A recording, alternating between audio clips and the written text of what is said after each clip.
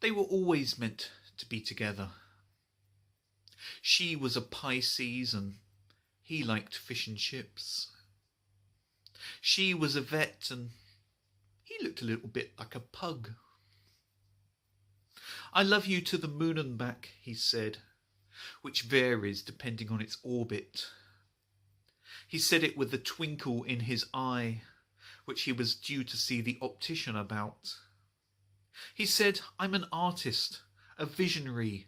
The brush sings in my hand. She said, great. I need the bathroom repainting. He was a locksmith. She held the key to his heart. The other was left with a neighbour. Let's make sweet music, she said, and they wrote a song about Haribo. He didn't know whether to trust the recipe about boiling pasta. These things have to be taken with a pinch of salt. She was upset because her grieving counsellor had died. They had such similar interests. He read War and Peace, and she posted a lot on Twitter. Both have about 280 characters. And each night they'd go home and Netflix binge on the weather forecast.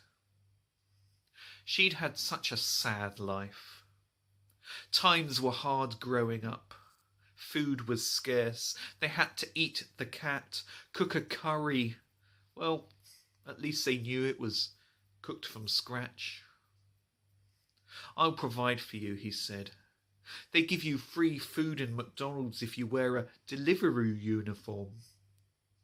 He'd lie awake at night wondering if anyone's ever had to give a trigger warning for a spoiler alert, and why the song 50 Ways to Leave Your Lover only mentions about 6, and why it's called instant coffee when you've still got to boil the kettle. She'd practiced yoga. Holding her legs at 90 degrees, he'd sigh and say, oh, heaven must be missing an angle. She took him to an exercise class. He wore a fake beard and an eye patch and a parrot. No, she said, it's Pilates. She said, I've always been an optimist. He said, so's my sister. She works for Specsavers. One day, they went on a picnic. He hired a plane and one of the best pilots, but a terrible speller. It wrote in the sky, will you marry me? She hired a hot air balloon and painted on the side, yes. He hired a plane to pull a banner which read, fantastic. She hired 100 drones to spell out the words, well, that's settled then. He hired a flock of pigeons to spell out, what's for dinner?